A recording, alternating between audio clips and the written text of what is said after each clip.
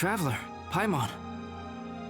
Your faces say that perhaps you haven't turned up anything? We investigated all over the mountain, actually. But we didn't see anyone that looked like you or hear of anyone else meeting you. This is not unexpected. I haven't made much progress either. He appears to know that we are looking for him, and has opted to lie low for the time being.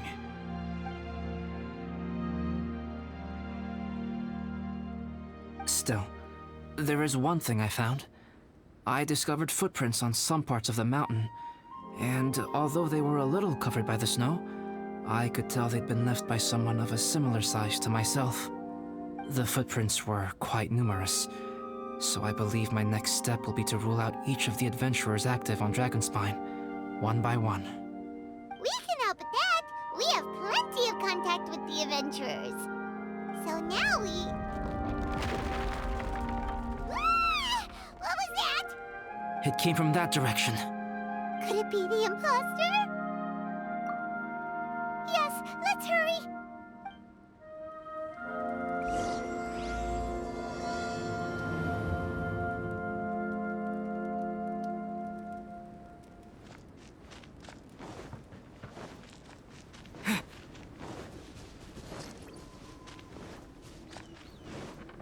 Fox?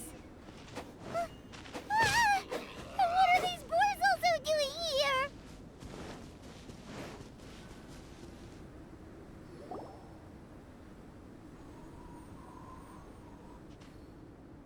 Hey, did you see that? Did those rocks shake just now?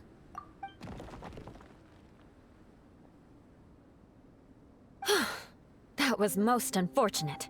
What are you guys doing here? I have to agree. We've been wandering this area for days. We ran into Pallet earlier. You know, the, kind of a reckless sort of guy. You know the one? Anyway, he said he was unlucky, so I gave him some adventuring survival tips. After that, he disappeared to rejoin the training camp. Wait. Are you saying that after all this time you still haven't made it back to the base camp? Well, as you can see... It was nothing really. We just hit a few landslides and snowdrifts and took a few downhill tumbles. You know the deal. They sound like unforgettable life events to me. Anyway, you're correct. We haven't made it to the base camp yet. We have had extraordinarily poor luck over the last few days. Almost as if a sinister force has been trying to thwart our every move. Fortunately, I made advance arrangements for Gerald to remain in a safe location and conduct some basic physical training exercises. I'm sorry. I'm the one to blame for all this. I've always had bad luck and it always rubs off on everyone around me. Sorry to create so much extra trouble for everyone. I don't know what to say. Maybe this is the awesome power of fate. The scary kind, I mean. I agree. Yep, we're just used to it now. Besides, it's not like we have the most amazing luck ourselves. Really? I think you guys have way better luck than I do. Well, what can we do about that? Oh, Paimon knows! How about Paimon shares some of her luck with you? You're welcome to a bit of mine too. Although if the last few days are anything to go by, it seems in... You guys. Aw, thanks. With a little luck from everyone combined, we'll make it down this mountain for sure. Yeah, you bet! Let me flip a treasure hoarder insignia to test it out. All right, it's tails. The opposite of what I guessed. So you can predict your fortune this way? But why are you so happy that you got it wrong? It has two sides, so there's a 50-50 chance of me getting it correct. Luck all comes down to probability, too. So as long as I use up all the bad luck, everything else will go smoothly. Guessing wrong when I flip an insignia is one way to use up some of the bad luck. So the probability of having some good luck in the near future just got a little higher. Hey, he's making no sense at all. Why aren't you calling him out? Guys, I guess wrong in my insignia flip, which means we should be able to make it back to camp. Paimon's not sure that's how it works. Let me try. It's this way, right? Oh! Ow! My butt! What is this shard of ice doing here? What? How truly miraculous. This is a miracle of misfortune. I don't usually believe in luck, but Bennett makes the best case for it I've ever seen. Amber, if you are ever required to partner with Bennett in your future work and you encounter anything like this again, do not take any rash action. Wait for me and I will come to support you. Huh? Yes, of course. Now that you mention it, I do feel a little tired. Trekking in the mountains has a way of wearing you out. Well, since everyone is tired, why not take a rest in my camp? Paimon's so sleepy. A nice bowl of hot soup and a good sleep would sure be welcome right now. Suddenly, I'm kinda sleepy too. Amber will fall asleep in the snow if we keep going much longer. Come on, let's move. We shall head to Albedo's camp and get some rest, take stock of our supplies, and decide how to get off this mountain.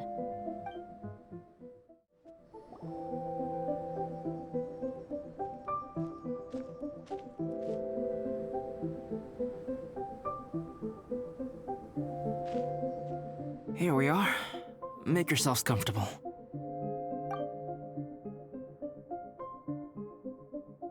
Oh, I forgot I don't have that many chairs. Please wait a moment. What's he doing? Painting? He is. He's painting a chair. Wait, alchemy can turn paintings into objects? How is this possible? My paintings are like blueprints. Alchemy simply enables me to omit the manufacturing part of the process. It's an elementary level technique. With enough research and experimentation, this same technique can even be used to create living beings. Whoa. Well, since you can magically produce chairs, can I have one with a backrest? No problem. How many of you want backrests? Me! Me! I'll also take one with a backrest, if you please. Can Paimon have a chair that comes with a juicer? Still beats squeezing onto a stool with you.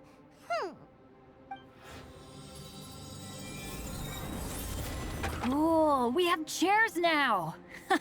This is so comfortable! Makes me want to stay the night here. You're very welcome to stay overnight if you wish. There's still some time before dinner. Get some rest, everyone. I'll tend the stove.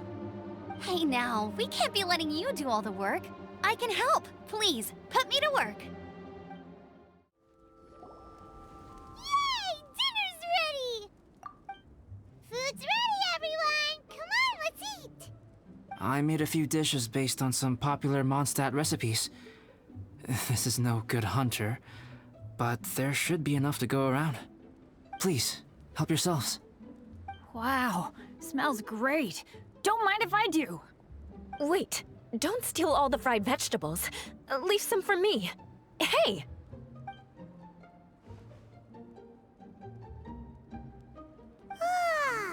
Paimon's full. What a great meal! Albedo, you're too modest. These dishes are as good as anything you'd find in a top restaurant. Are all alchemists so good at cooking? You may be onto something there. Right? Paimon thinks so too. It's his lab manner that gives it away. The kind of guy who holds a potion bottle as steady as a rock isn't the kind of guy who's gonna be slapdash with his salt and pepper. Actually, that makes a lot of sense.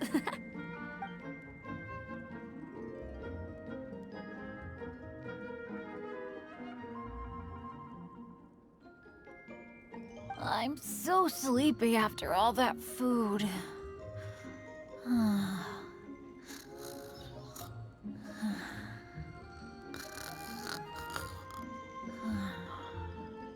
Did Bennett fall asleep sitting up? He must be totally wiped out. The way he's sleeping is so alert. I'm impressed.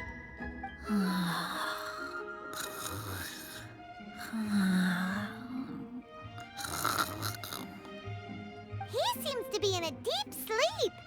Ooh, Paimon wonders if he sleep talks. Oh, no, Dad, no apples for me. I want sticky honey roast and fisherman's toast. Sticky honey roast. That's your favorite, isn't it, Amber? Sure is. Give me a sticky honey roast from Good Hunter any day.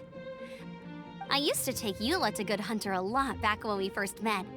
Before long, Sarah would start cooking our usual orders as soon as she saw us coming.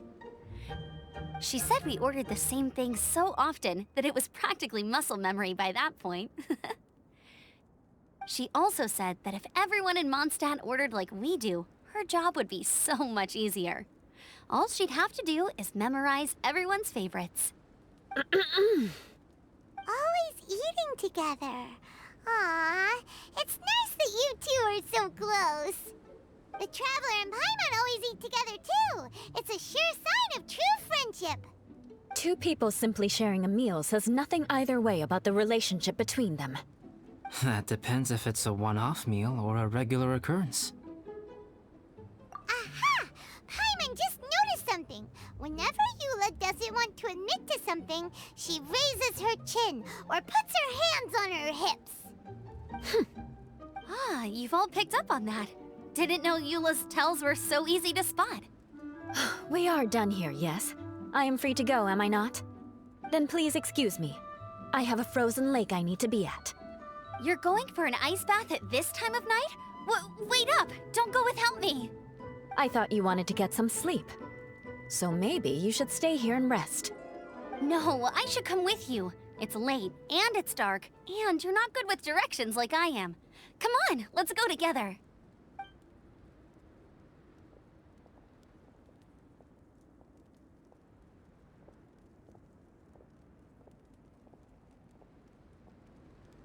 An ice bath?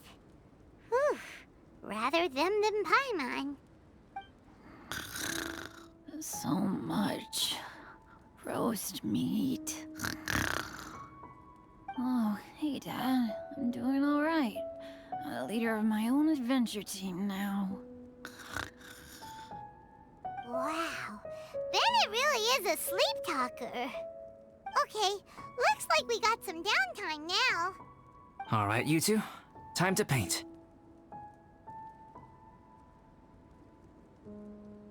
Have you decided what to paint? Like you even need to ask. It's obviously going to be Paimon. Sure. But we should move elsewhere. We're likely to disturb Bennett's sleep if we stay here, so let's go outside. Okie dokie. All right, grab your easel, paper, brushes, and paints. Don't leave anything behind.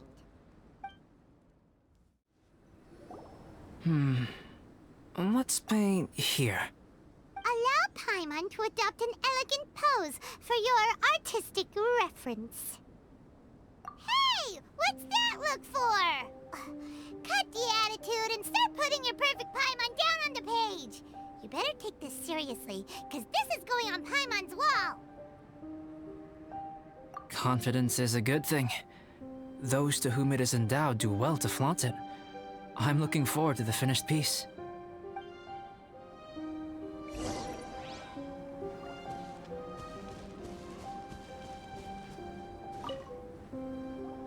Alright, let's start with the head.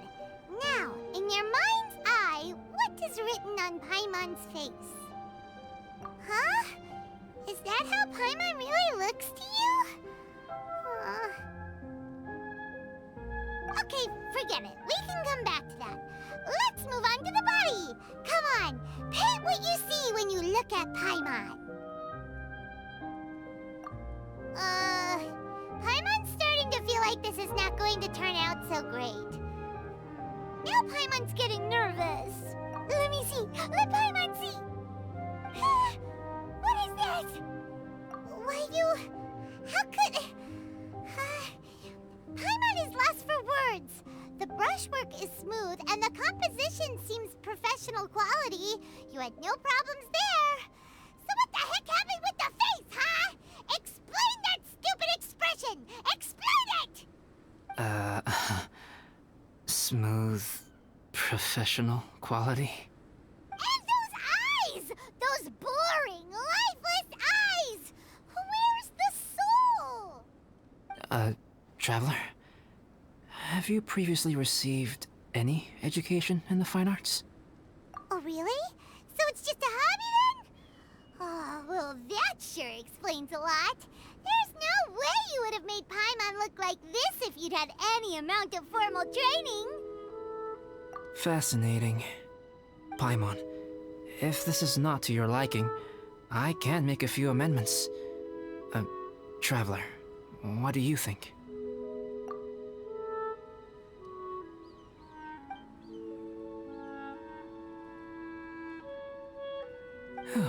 All right then. Paimon, is this better? It's a total ground-up overhaul, that's what it is! It's so pretty! Is that really what Paimon looks like? Adding flourish to the finished piece is an essential component of what makes art... art. This is not to say that you differ from the painting on a fundamental level, rather that the real you and the you in the painting present two different styles of beauty. You remain the core reference point for the painting. So, Paimon, you can put your misgivings aside and hang this painting wherever you like.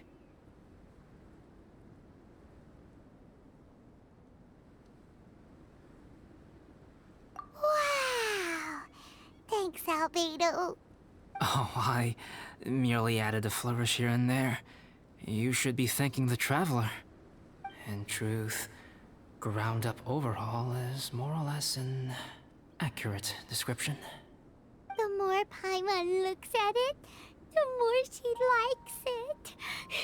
Great! Paimon has a portrait painting! Paimon's gonna show this off to everyone! It's nothing. I can paint you next time, if you'd like. You can hang it in your home as a souvenir. I rarely entertain so many guests at my camp. It's lively. A little noisy, even. But I don't dislike it. Liveliness is a rare thing here on Dragonspine.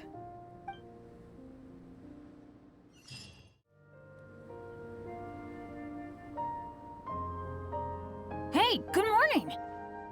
I slept great last night. How about you guys? All rested up? I'm fine, as usual. The path down the mountain is easier to follow in the daylight. Let's take this chance to head down to the base camp. Let's go! If we make good time, maybe we can all get lunch together.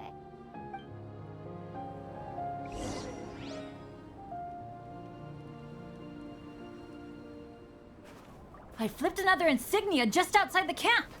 Wrong again! So your bad luck is all used up. We'll be down the mountain in no time. Yeah, my thoughts exactly. Today's the day.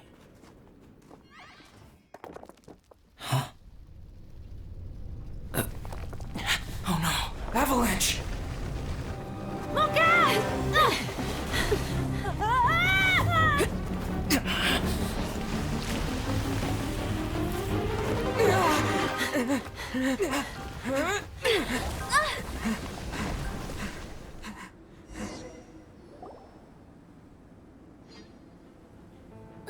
Traveler, Paimon, are you all right? Are you hurt? Paimon's fine. That's good. My arm got a little scratched up, but it's nothing serious. I'm okay, but I don't see the other two. I'm afraid the avalanche may have pushed them off the cliff. They fell down? They'll be okay though, right? I think they're both robust enough to survive the fall. But if the falling debris knocked them unconscious, and they're lying there in the freezing cold, we have to get down there and rescue them, immediately. Okay, let's move. Hang in there, guys.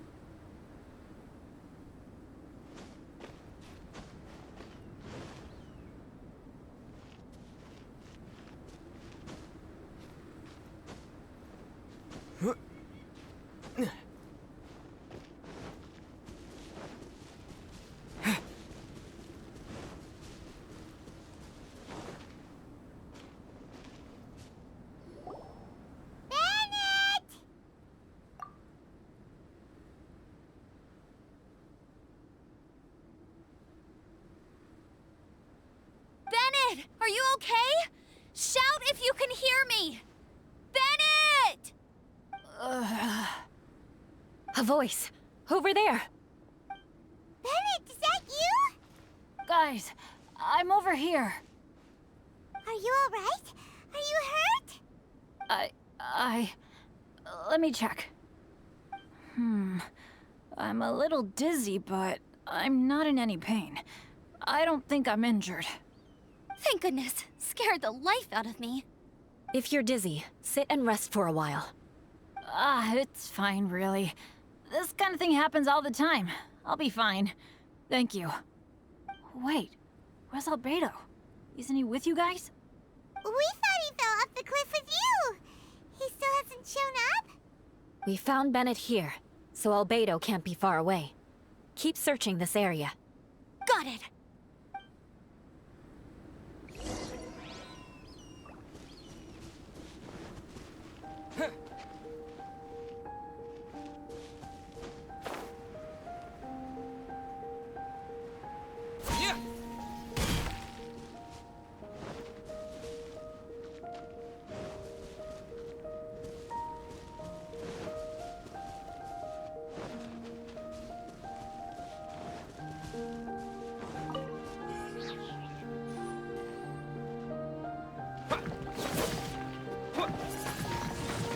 Windblade! Albedo! No response. Are we definitely looking in the right place?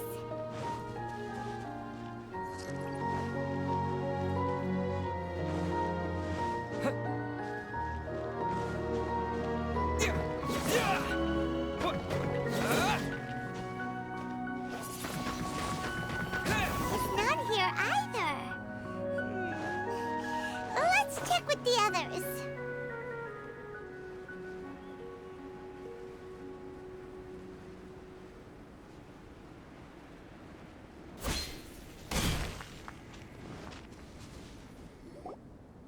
Well, any sign of him? Not a trace. Nothing from me either. Strange. We didn't have any luck either. Where could he have gone? Everyone! Ah! Albedo! Are you okay? Nothing serious. Okay, everyone accounted for. Guys, I think it's gotta be because of me. The avalanche only happened because I'm here. I guess flipping a treasure hoarder insignia isn't gonna change my luck after all. No wonder no one wants to go adventuring with me. I'm so sorry. Don't say that. I'm hardly the lucky type myself, so I'm not about to go blaming every little thing that goes wrong on you. Exactly. Besides, Dragonspine is a dangerous place. Avalanches literally come with the territory. Bad luck has nothing to do with it, okay? Traveler, what's wrong? Your face looks... Oh no, did you get hit on the head? Phew. Everyone, the incident is behind us now. We should keep moving. Why do I feel that Dragonspine has become more dangerous than it used to be? I hope it's just my imagination. Our top priority now is to get off the mountain and regroup with the adventurers. Whatever further dangers this mountain has to throw at us, we must face them together. Agreed. Guys, keep your eyes peeled and watch your step. Careful does it. Whew, we've been heading in the right direction for a good length of time now. We must be getting close. I can feel it. Victory is in sight! Hooray! As soon as we get to base camp, Paimon wants a bowl of hot soup and some barbecued meat. I hope we can all get there safely. No more incidents, please.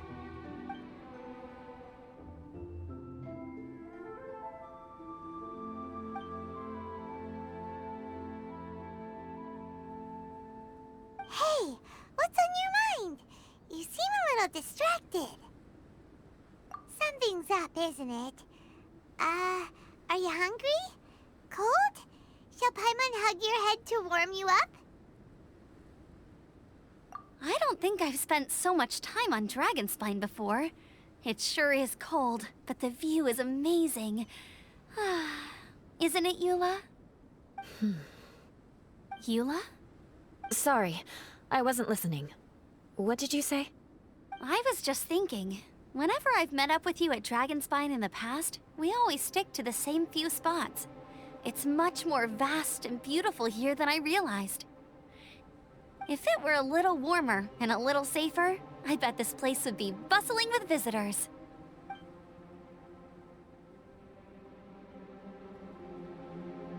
I agree.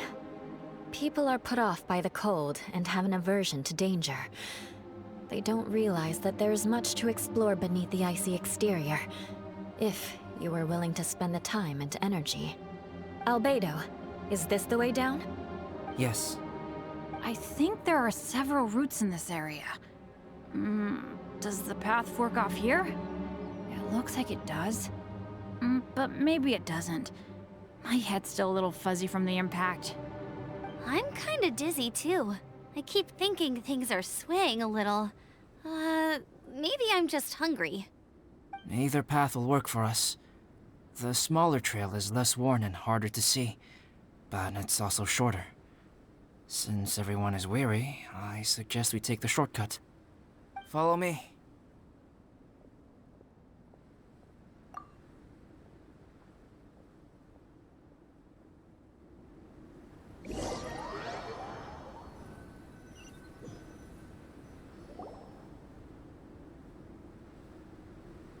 Wait.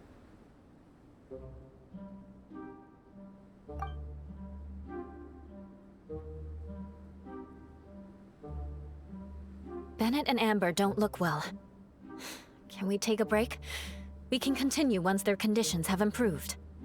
Ugh. Now that you mention it. Huh? You hit your head earlier, didn't you? Oh, you noticed. Are you sure it's worth holding everyone up over a little thing like this? No problem at all. Health and safety always come first. Okay. Sorry for this. Thank you. Yeah. Thank you.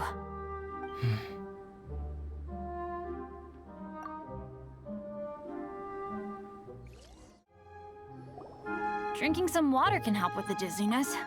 Oh, and lying flat on your back helps too. Thank you, Bennett. Seems like you really know your stuff. Well, when life gives you lemons. Bennett, weren't you feeling dizzy too? Stop pushing yourselves, both of you. Get some rest. We'll continue when you've gathered your energy. Eula might come off as a little frosty, but she takes caring for her friends super seriously, more than anyone else I know. Every time I see that look on her face, I'm just like, stop staring at me!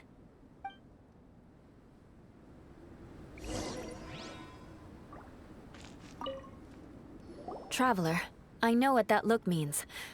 What's on your mind? Maybe seasoned veterans have an instinct for it. I sense it too. Something seems to have changed, but I can't confirm for sure. It could be difficult to verify.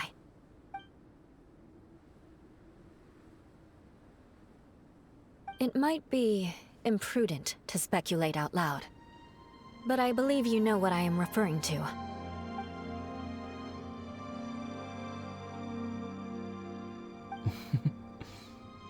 Traveler, I think...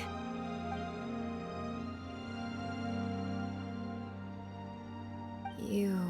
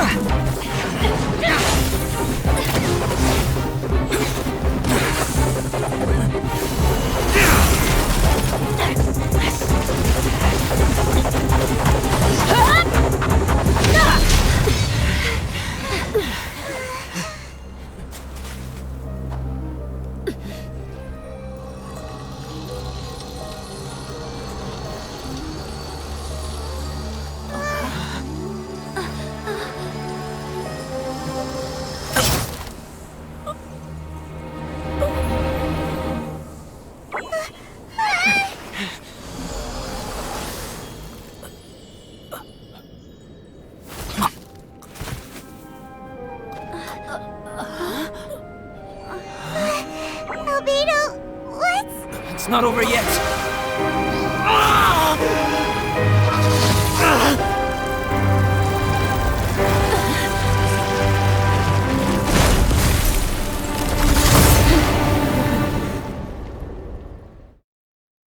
Brace yourselves. This'll be a challenge. Stay back! I'm going to cut this weed down to size!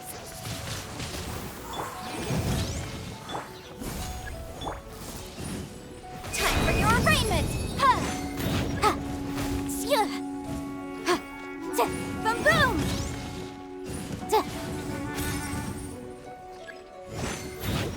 Ha! Sya! Ha! Don't get too close!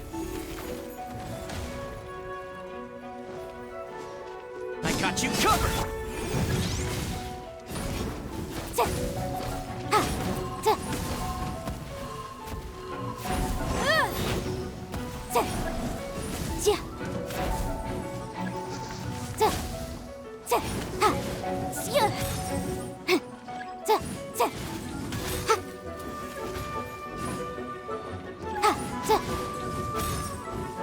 Tsa! Sya! Sya! Check this out! Motion to compel.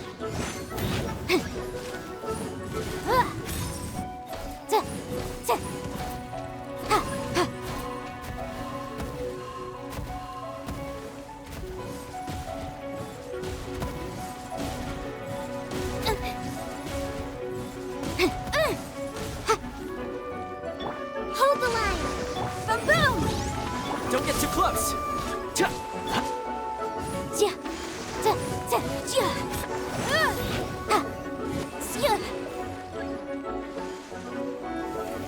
Motion to compel.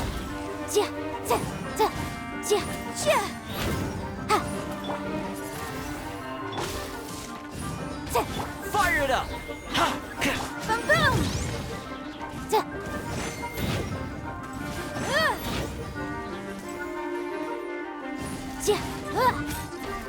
Motion to compel. Wrap up the flame. Keep within the law. Incinerate!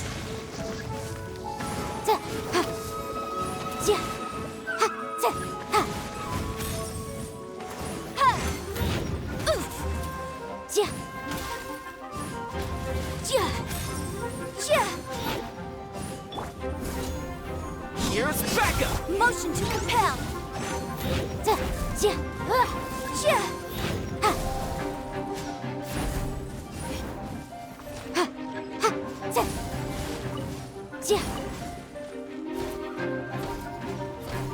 Boom boom!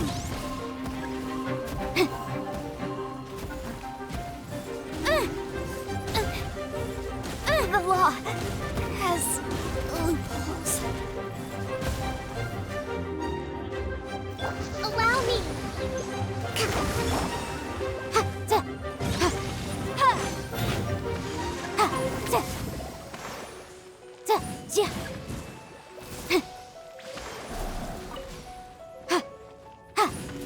Motion to compel.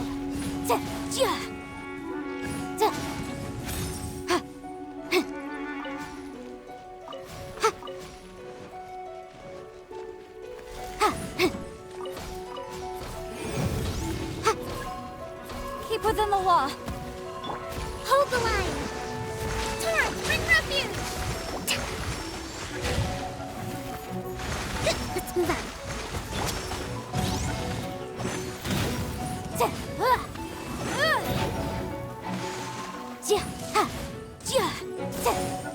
Boom boom!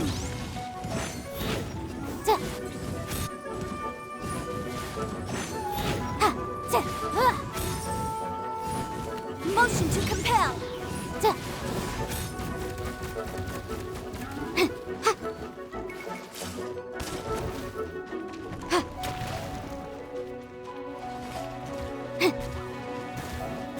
Boom boom!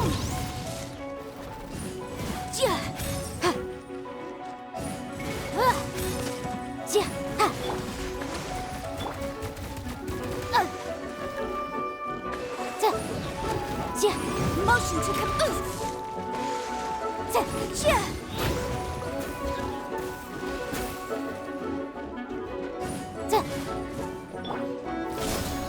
Incinerate! Time for your arraignment! Allow me.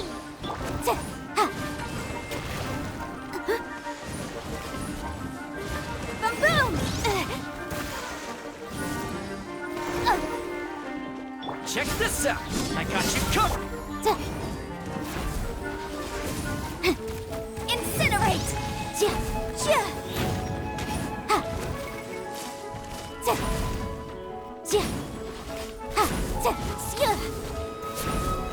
Hold the line.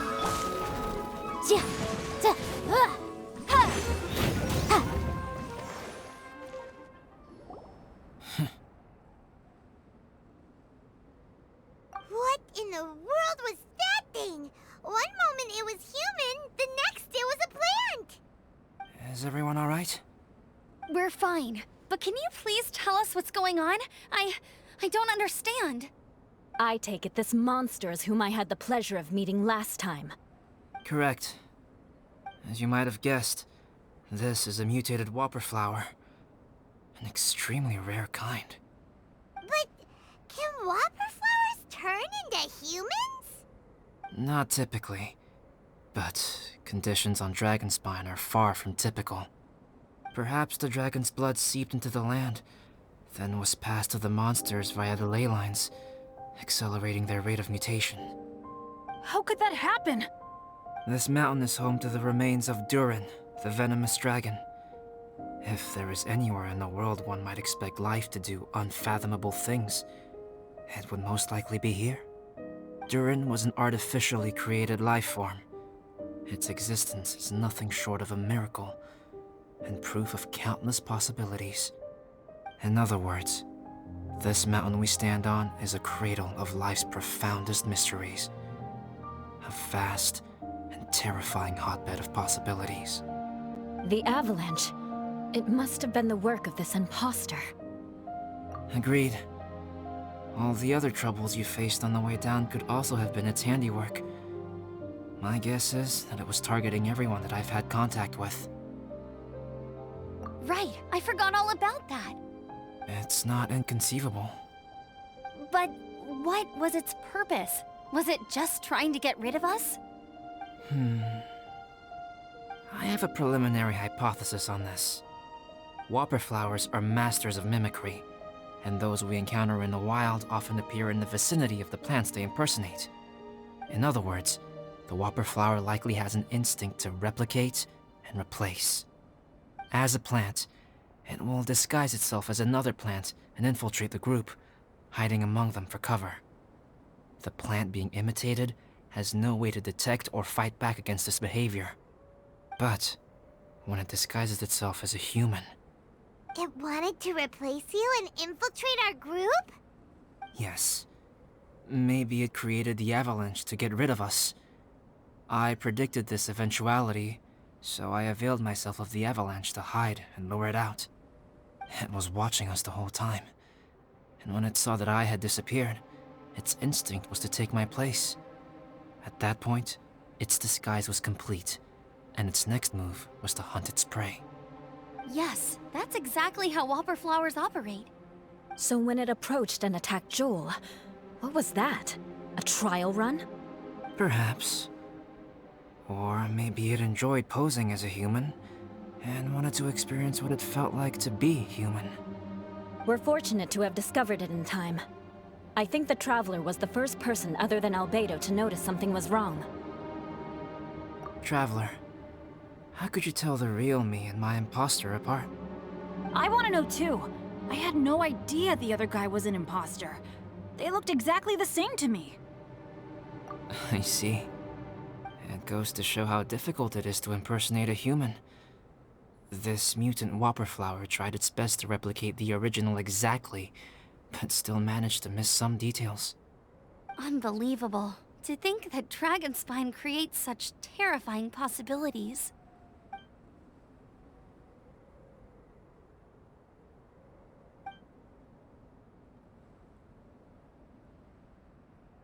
Anyway, at least we won in the end. It looks like my method did work after all. I used up all the bad luck, and the good luck finally came through. About that. If you're referring to having fallen down the mountain and avoided injury, well, that's because I was secretly protecting you. Huh? Well, that still counts as good luck to me. Yes, that's not an unreasonable way of looking at it. Okay. We've been delayed long enough. Time to move on. Yeah, let's go!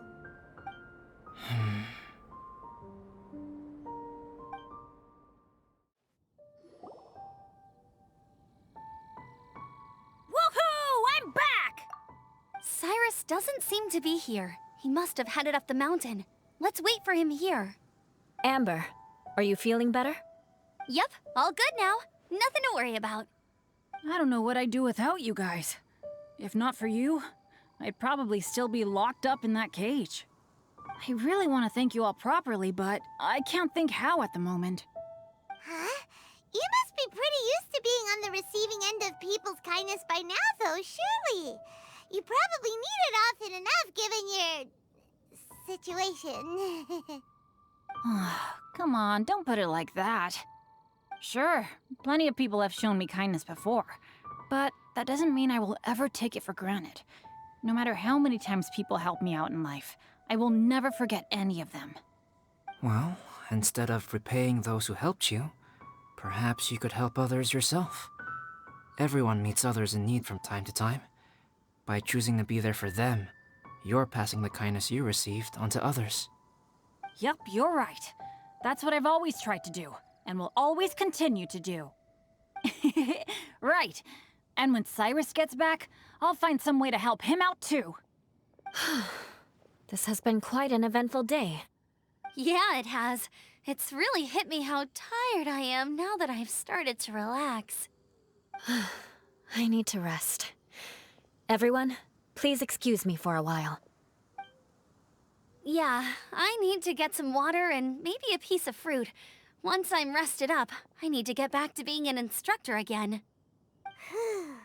Well, it looks like the curse of the mountaineers who couldn't get off the mountain is finally broken. Feels like an action-packed chapter has come to a close. Shall we find somewhere to rest and chat too? Why not? Then please, come with me. You sensed something too, didn't you? Then let's go. Huh? Are you going back to your camp again? Paimon thought maybe we could talk here. Okay. Might as well come with you. Good. Shall we set off right away?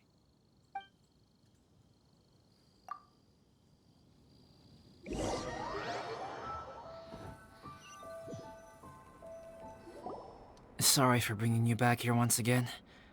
Some topics are best discussed in private. Is this about the imposter? That's right. I have to say, Traveler, I'm very surprised you noticed the difference between me and the imposter. Yes, this mark. Perhaps it's where it all began. Ooh, sounds like the beginning of a big story. Keep going.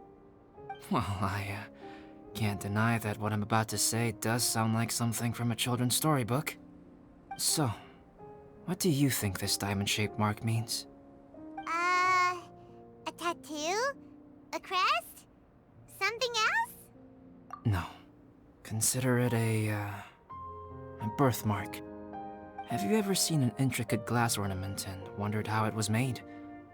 Well, one method for crafting with glass is a technique known as glass blowing. Glass blowing is not a widely known art in Teyvat. For this reason, glassware made in this way is usually very expensive. As the name implies, glass blowing involves blowing air into a hole, much like blowing up a balloon. This type of glassware is known for having a pontil mark at the point where the blowpipe was inserted, where the hole was sealed at the very end. This mark is a sign that the item was crafted by a human hand. Sounds kind of amazing. It is a wondrous and beautiful art form. Alice says that these marks are seen as proof of the maker's fine handiwork, the only flaw in an otherwise perfect work of art. My mark is something similar to this. The difference between synthetic and natural life lies in the directional flow of the life force. The energy of a natural life form flows out from within. That's why flower buds bloom and curled leaves unfold. And it's the very reason we watch and wonder at blossoming flowers. Creating life artificially, on the other hand, involves, to a certain extent, the introduction of an external source of energy into the embryonic life form. When the hole where the life force was infused is sealed at the end, it leaves a mark not dissimilar to the pontal mark in blown glasswares. The alchemical substance drips and spreads out in all directions, resulting in this rather ingenious diamond shape. Wow! So that's where it came from. This mark is a sign of my artificial origins, and proof of my imperfection as a human. I presume that the impostor intentionally avoided replicating this mark, so as not to become less than perfect himself. You are fundamentally different from other people. I have few qualms about sharing my secrets with you. Just as Paimon said, it all sounds like a story. Even if you were to tell anyone else, they would regard it as nothing more than a tall tale. The transcendent and miraculous are not the only things to which human beings aspire. They pursue the everyday, the ordinary, to a far greater extent than I would have ever imagined. People like to believe that those who are thoroughly different from themselves could only ever exist in stories. It makes things much easier. Or, in other words, all the unfathomable things we've seen recently would make good material for a novel. I have friends who write novels. If they wrote this story, it'd probably be even more complex. Making up stories is easy. Even Paimon can do that. Oh, I didn't know you had that kind of talent. Paimon's the best guide into that. Making up stories is a piece of cake. In that case, how about we have a storytelling contest? We can base our stories on the events of the last few days. Sounds great! But we still have to help out the Adventurers Guild. I understand. Creativity is something that cannot be rushed. Take your time, and come back when you have found some inspiration. We'll see whose story is more compelling. Deal! Okay, we'll regroup with the Adventurers Guild for now. Sure.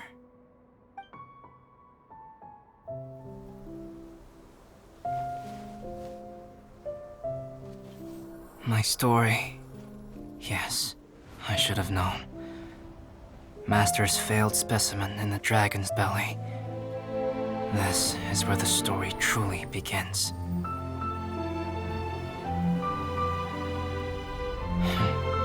If we switched places, if you were the survivor, then as the abandoned experiment, the failure of the primordial human project, I'd want to replace you too. I would replicate your appearance, study your alchemy, and create miraculous life forms to divert your attention. I would wait for the right moment, then dispose of you in the Traveler, the sole person to have known your secret. And then, I could finally experience the joy of being brought into the world.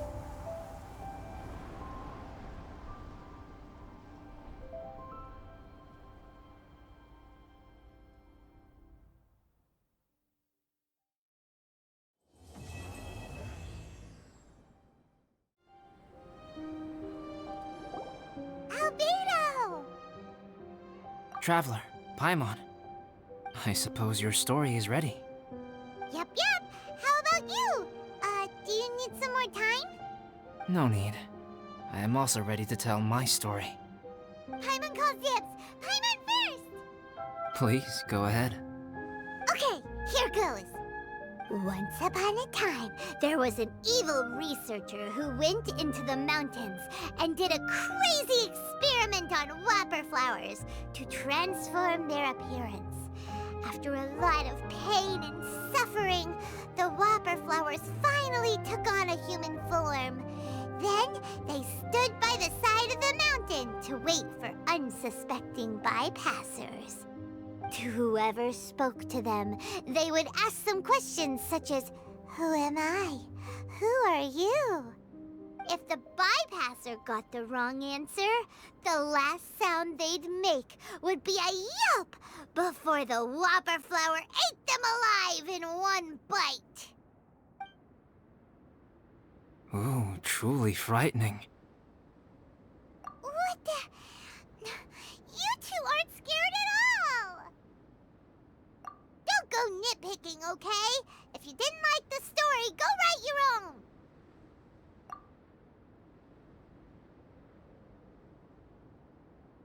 In other words, the whopper flowers would ambush and then completely replace their victims. And then what? Go back to where the person lives? Enter their home? Eat their whole family?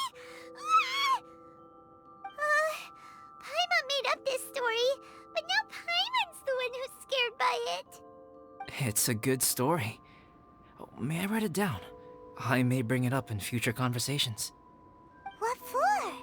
Just to scare people with? Yes. You've got a real mean streak, Albedo.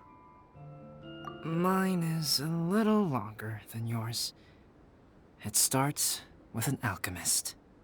A great alchemist once created Subject 1. Subject 1 was her proudest achievement, and successfully blended into human society. No one ever would have thought that this friend of theirs was in fact a synthetic human. However, unbeknownst to Subject 1, the alchemist had tried the same experiment many times before he had come into being. Some of the rejects from failed experiments had been discarded, but had not died. Subject 2 was one such failed experiment. He was swallowed by a great dragon that came to rest upon a snow-swept mountain.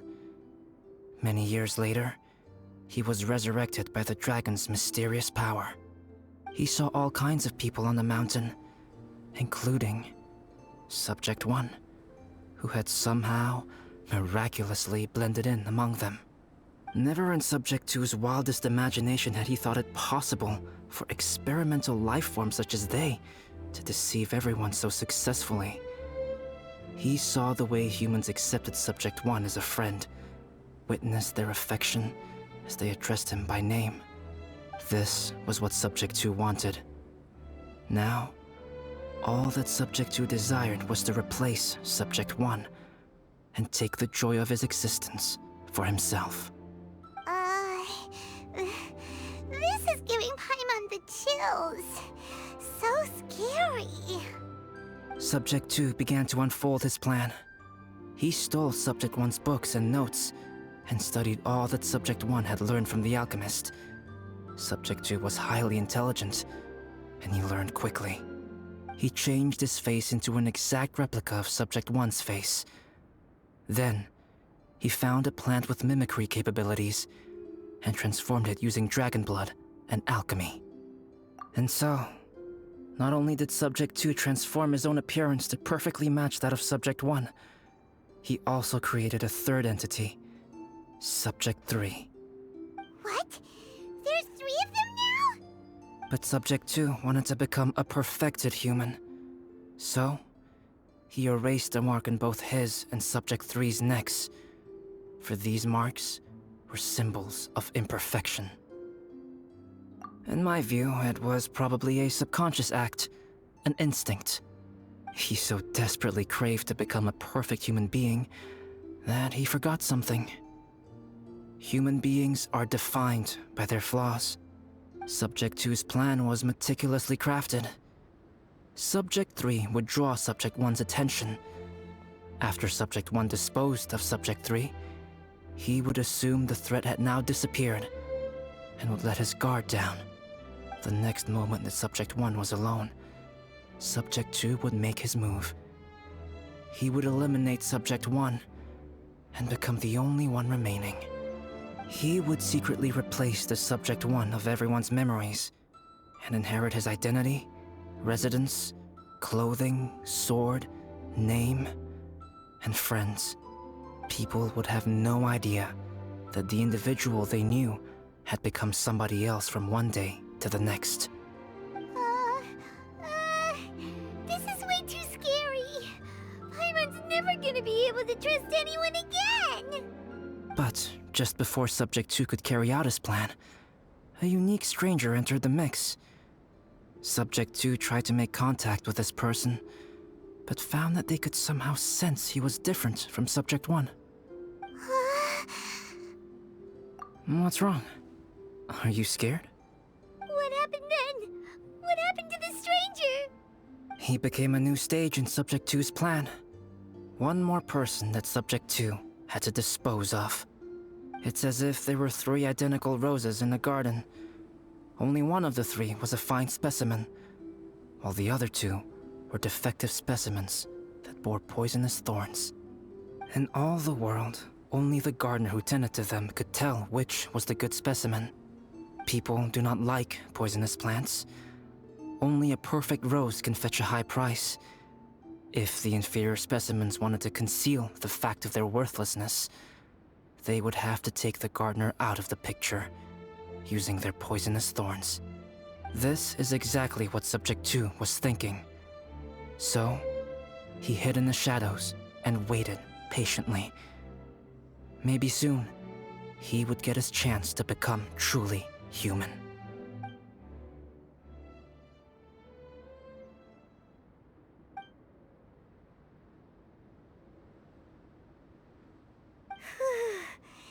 That was intense! So what happened after that? Did Subject 2's plan succeed? Paimon can't bear thinking about it. Fortunately, it is just a story. And even in this story, Subject 2 did not succeed. But you can never let your guard down on Dragonspine. Monsters mutated with Durin's power and blood are also creatures of Rhine-Daughter, just like me. You must beware of all such creatures. I'm glad to hear that. It's okay. I know what I am. You and I are both different, so there is no need for me to hide the truth from you. The only thing is that sometimes, when I think about how mighty the power of alchemy is, I feel so small. As beings who set foot in this world, how arrogant are we in desiring to control our destiny, and in desiring to create? Is creation an arrogant act, Traveler? If not, why do we call the ones that created us and control us gods?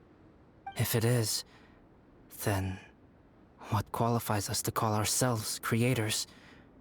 How far must we take our reverence and respect, and what purpose does it serve?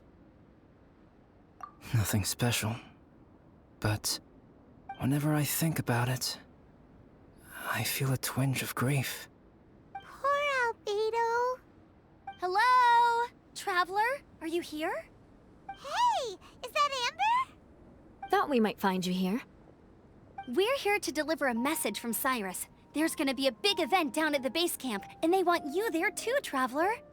Winter camp is nearing its end. Apparently, even provisional instructors are required to attend. Looks like we need to go, Albedo.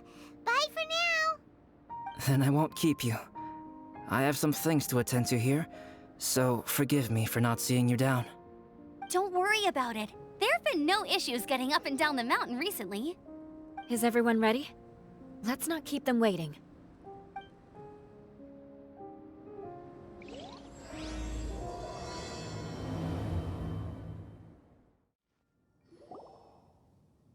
Huh? Who is this guy? Allow me to introduce Yozerv. He's Joel's father. Dad, this is that traveler I was telling you about. The traveler's helped me out loads in the past, and this time we even built a snowman together. Joel has told me everything about you. I can't thank you enough.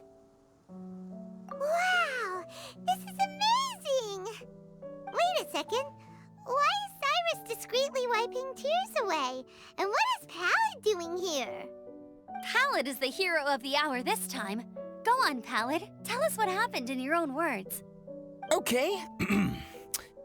The weather was fine on that fateful day, and I had a feeling that Lady Luck was smiling down on me. So I trusted my gut and set off to explore somewhere new, somewhere dangerous. Because where there is great danger, there is also great treasure. Why does this sound so hard to believe? But I had only been away from the group for a short while when I fell down a slope and just started rolling. Uh-oh. Did my bad luck rub off on him when we ran into each other on the mountain? The place I fell to was somewhere I didn't recognize, and I'd sustained a few injuries. I remember thinking to myself, this is the worst luck I've ever had in my whole life. Then I met Yoserv. He'd heard the sound of me falling and came out to see what was going on. Huh? Wow! So it was completely by chance then! I thought he must have been someone from the Adventurers Guild here for the event, but after a few words of conversation, it was clear that he was having memory problems. He didn't even know his own name. The temperature was freezing, and there was no time to deal with all that there and then, so I convinced him to come back to the camp with me and figure everything else out after we got there. We got back to the camp, ran into Joel, and the moment he saw him, he froze for a second with this completely stunned expression on his face, and then he started crying out, "Dad! Dad!" That's when Yoserv suddenly started to remember. My memory has still not fully recovered, but Joel and his mother, they are the only ones that I will not, no, that I cannot forget. Daddy. Daddy's right here, Joel. Daddy's right here. Yoserv, don't you remember anything else at all? The poor princess? Feeding the foxes? I'm sorry. I have no recollection. Maybe it's because of the head trauma. I'm not sure. I woke up and found myself covered in blood. My things were gone, and there was nothing to indicate who I was or how I got there. I crawled into a cave and settled in for a slow recovery. After my legs and feet were a little better, my hunting skills were what kept me alive. Dad, I was so worried about you. I'm all right now, Joel. Oh, don't cry. Daddy's not going anywhere. I'm here to stay. Oh, this is good. This is good. You know what, though? I definitely think my luck got worse after running into Benin on that mountain. I knew it. I just... No. I just meant if it weren't for you, there's no way I ever would have run into Yoserv on a mountain this huge. Besides, we got back safely, didn't we? So don't blame yourself. Maybe sometimes miracles can only happen when you get just unlucky enough. Pallid. When did you become such a smooth talker, huh? Huh? Am I? I was just telling the truth. Oh, yeah. I want to say thank you to the Traveler, Uncle Cyrus, Auntie Eula, and Auntie Amber. Thanks, everyone. You all helped look after me, and I will always remember it. But I guess I can't take the snowman with me, or it'll melt once it leaves Dragonspine. It's such a shame. Oh, I can help with that. One moment. Huh? Eula? Here, take this. It's powdered rime. Just add it to your snowman, and it will never melt. Wow! Really? Oh, this is awesome! You're the best, Auntie Eula! Dad, I have an unmeltable snowman now! How cool is that? How can I ever repay you all? Thank you all. Thank you from the bottom of my heart. Dad, I want to go move the snowman. Can we do it now, please? Okay. I'll be leaving with Joel now. I'm sure I'll see you all another day. Very well, very well. It's time for Pallid and I to have another discussion concerning his breaches of adventurer discipline. Huh? But Cyrus, I think I kind of made up for my mistakes this time, you know? See you guys! Oh, I made this for you and Amber. Think of it as a winter souvenir. Aw, are you sure? This must be really important to you. Come on now, just take it. No need to make such a fuss. Wow! Now our snowman won't melt either! Great! You're welcome. Just keep it, that's all I ask. Amber and I have some business to attend to now. See you later. See you! Everyone's gone. Seems like they've all got their own stuff to do now. Oh! You know what? We've been on Dragonspine all this time, and somehow Paimon still forgot to ask Albedo about how to make a fruit juicifier machine that could keep the juice fresh. Maybe we should try Timaeus again. He does seem pretty eager to please after all. Timaeus! Traveler and Paimon, what can I do for you? Wait a minute. You've got that mischievous look on your face. Oh, you're not still thinking about that ridiculous juicer thing, are you? Timaeus, will you help us? Well, if the Traveler isn't really interested, then, yeah, maybe I'll give this one a pass. It's just the weirdest request ever. No, but Paimon's Sunsettias are gonna go to waste without it. And the time it would take me to research something like that, I could probably pick those Sunsettias again 10 times over. New research project, Timaeus? We meet again. Oh, Albedo, thank goodness. So the situation is, Paimon wants a machine that can turn fruit into juice and keep the juice fresh. I mean, surely it's... Majorly important, that's what it is. If you can manage to invent this, we'll never have to worry about fruit going bad ever again. That's impossible.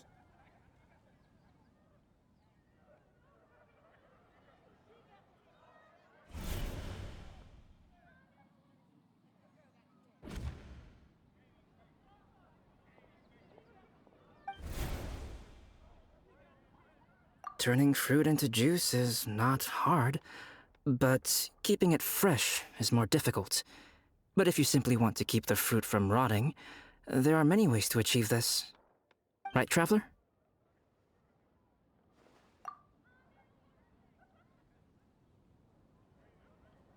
What about his neck? What's wrong? Is there something on my neck? From the look on your face, it's as if you thought I just played a practical joke on you that was in exceedingly poor taste.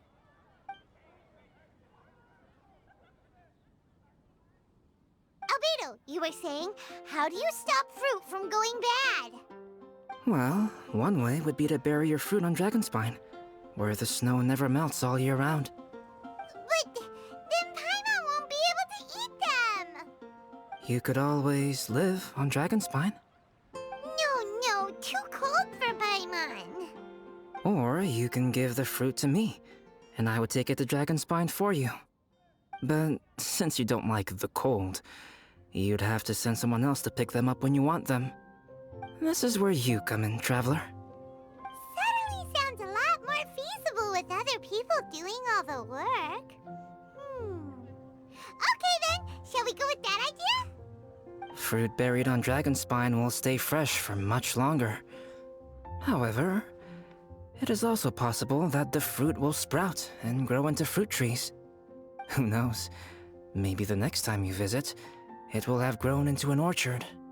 You can water the trees, add fertilizer, and when they finally bear fruit, you will have some fresh sunsettias. No way! Then Paimon will have to be a gardener. That's not the goal here. Oh? Well, I don't think being a gardener is so bad.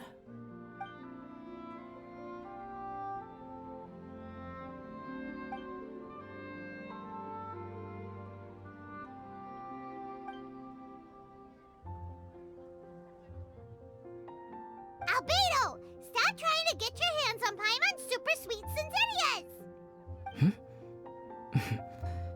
It bothers you, does it? Of course it bothers Paimon! They are the rarest, super-duper sweetest Sensitias ever! And they're not for you! Okay, but they're just Sensitias. I think you're only so attached to them because you don't have much fruit of this quality in your possession. When someone's pockets are full and their spirit is fulfilled, they don't easily fall prey to this kind of yearning. Really?